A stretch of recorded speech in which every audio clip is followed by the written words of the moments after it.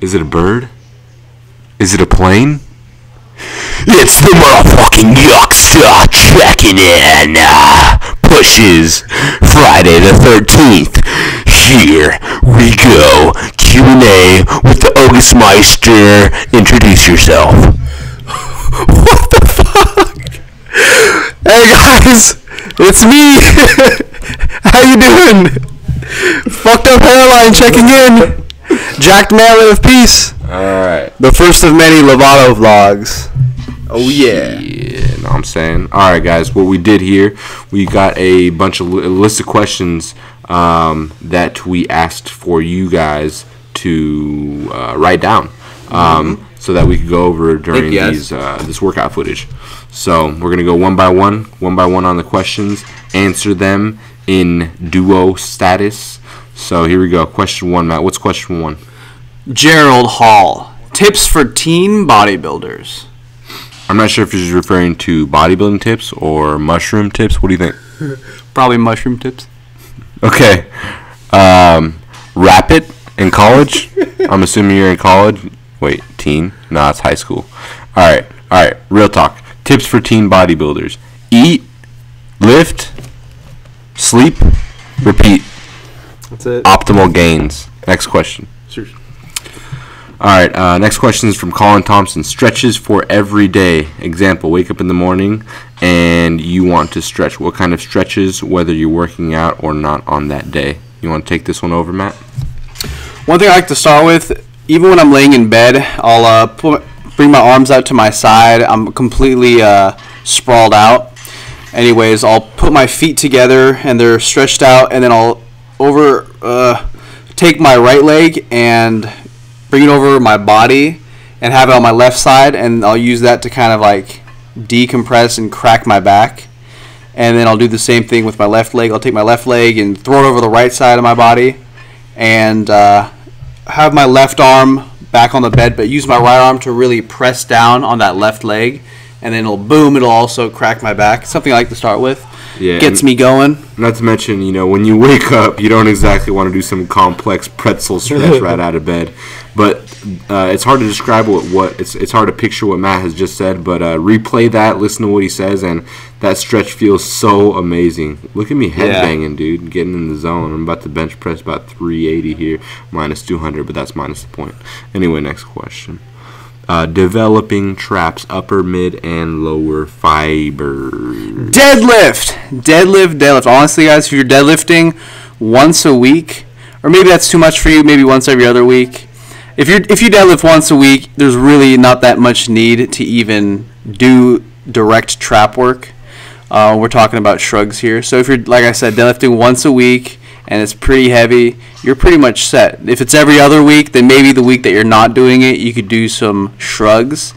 But that's just our opinion, because we found that our traps have really grown with just deadlifting, sumo deadlifting, or conventional deadlifting, or rack pulls in Lovato's case. Our traps have seriously grown just from doing deadlifts. Grown and blown. Out of proportion, guys. Definitely one of our strong points. So yeah, deadlift variations are easily the best possible thing you could possibly do for your traps. Secondary to that, I would say face pulls and things of the sort, maybe rear delt exercises, and just overall having good posture when you walk around. You'd be surprised. Not just deadlifts, but variations of deadlifts, like Matt mentioned, rack pulls. Rack pulls are helpful because you're able to overload those traps with more weight and for more reps and just more volume than you would be able to if you're pulling off the ground or pulling from a deficit. So incorporate some rack pulls for some heavier trap work. Neither Matt or I shrug at all, believe it or not. Ken wants to know tips on going balls deep. Man, first of all, Ken, nice Abby. Looks like it's a dog there. So first of all, you might want to up your game in that sense. Nobody's going to be going balls deep with an Ivy like that. You're going to need a sexy face, sexy Abby picture on Facebook. Otherwise, girls might get creeped out by that shit. And I don't know, if I met a girl and there was a picture of a dog, and if that dog wasn't hers, I would never date her. I would never want to put my mushroom tip in her. Like, are you gonna try to send a message to somebody that you're trying to talk to with that picture up? Because as far as I'm concerned, they're gonna feel like they're talking to a dog. So you might want to fucking change that, bro. You got your priorities just all mixed up, Ken. Sorry to say. Next question. Dude, Ken's gonna hate us. Zaki Wow says Lovato is awesome shit. Let me tell you something, Zaki. My username is right next to you on your screen on Facebook, and you still spell my name Lovado. And let me tell you something. You're not alone. There's a bunch of people that liked your comment, and there's a bunch of people that spell it just like that right after I comment. It's almost like they're misspelling it on purpose or they're legitimately retarded. So please, guys, reconsider Lavado, like lava, like the stuff that spews out of, what, eruptions? What do you call those things? Like volcanoes? Oh, yeah, see, I'm retarded too, guys. Don't worry about it. All right. Danny Lou. More meals whilst on poverty macros. Coming soon. I'm trying to milk it out of them, guys. I'm trying. Right, we'll get some more poverty macros. That was really popular, that egg scramble. So for the meantime, just keep eating egg scrambles every single day until I come out with a new recipe, guys. But I'm telling you, my volume recipes work. Am I right, Matt? Egg scrambles and Ogus salads, boys. That's right. All right, Gustavo Lovato, crazy. Yee! What kind of question is that? I appreciate that question, Gustavo. Next question. Praveen says, oh, shit. I was thinking about doing a leg push pull workout, but do you think it would be too much for the CNS? Squatting and deadlifting heavy twice a week. So basically legs push pull, break, legs push pull. No, that's good volume, good frequency. Matt and I ran that for quite some time. We just recently changed it up a little bit, but we're still doing something similar. No, that's actually good frequency. Keep doing it. I guess we'll keep it simple there, because twice a week frequency, as long as there's a few days in between, even if you're going heavy, even if you have heavy loads, it's gonna be it's not gonna be quote unquote overtraining or anything like that, or overtax your CNS unless you're maxing every day. Yeah, it really depends. Like, you guys know, I did that routine for like 30-40 weeks or whatever, and for the majority of the time I was pretty much good. Wasn't really overtraining or under recovering. So I think you should be good to go. Next question. La Mana Española. What kind of cardio do you do? Shout out from the 808. Shout out to Hawaii. Dude, we got some peeps in Hawaii. Show us love all the time. I had some friends in college from the 808. That's a shout out to the shout out to Hawaii. 808. What kind of cardio do we do? What kind of cardio? It depends. Okay, where we do a little bit of treadmill, a little bit of stationary bike, and a little bit of cheek clapping. No, I'm just kidding. What kind of cardio do you do? Well, I guess we could just get to the root of this. You're probably asking that because you want to mimic what it might be that we're doing, or whatever. Or you might think there's a better form of cardio versus another. Cardio is just done to burn calories. So, whatever fits your schedule best, whatever you like doing best, whatever doesn't hurt you or bother you, go for that, because that's going to be what's going to keep you consistent with your cardio, whether that's low intensity, middle intensity, or interval training, right? There are some things, for example, like if you're doing some sort of interval training, I wouldn't recommend doing specific machines, that don't allow you to literally just switch from low intensity to crazy intensity or whatever it may be. So, and even some treadmills, you might not be able to sprint all out. So if you're going to do intervals and you want to run, for example, hit up a track or hit up a field or something like that. You could do intervals on stairs maybe, or you could just increase the intensity on an elliptical and then just do intervals that way, or even on a bike. But for example, on a treadmill, you can't really sprint all out, especially if you're pretty good at running.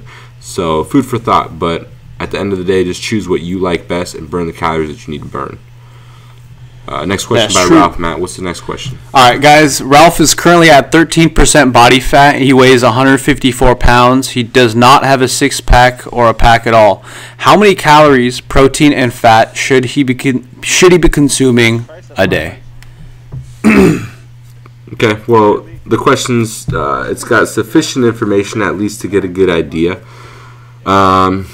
Being that he's correct with his estimate of 13% body fat, that would give him a LBM, lean body mass percentage, of 87, if I'm doing my math right. So 87% times 154.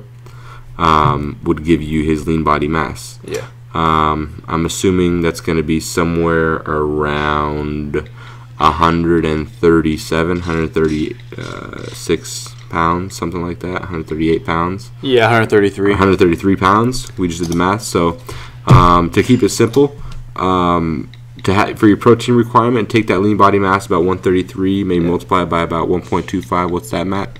166. 166. So maybe 165 protein would be solid for you to be on the safe side. And keep it consistent there.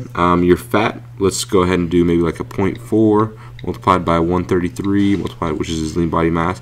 So about 55 grams of fat. You can go higher than that. Try not to be too much lower than that. That's just some general guidelines for you, Ralph Gonzalez. So your protein right around 165, your fat's right around 55, and get the rest of your calories from carbs. You just say, how much should I be consuming a day? You literally didn't tell us if you're trying to cut, you're trying to bulk, what rate you're trying to do that at. So it's going to determine, it's going to be based on that. You're going to choose a certain amount of calories that will have you gaining or losing at that amount, at the rate that you want. And based on that amount of calories, the rest of the calories that were not filled with your fats or protein will be filled with carbs. Next question. Damn, that was a good answer. Holy shit. From Wesley, thoughts on effect of taking a pre-workout supplement year-round, because this guy's schedule, Wesley's schedule, requires him to work out first thing in the morning when he wakes. So what are the effects of taking a pre-workout supplement year-round? Good question. Well, one thing I do know is coffee, or caffeine dependence, something that you could build up for yourself, and also once you take caffeine, it kind of loses its effect over time, and also it's somewhat of a stimulant. So every once in a while, you may want to get off of taking caffeine or whatever stimulants might be in your pre-workout. So maybe even during your deloads, which might be every 4, 5, 6, 7, 8 weeks, you might want to get off of pre-workout supplements just to be safe, just to keep your system running clean.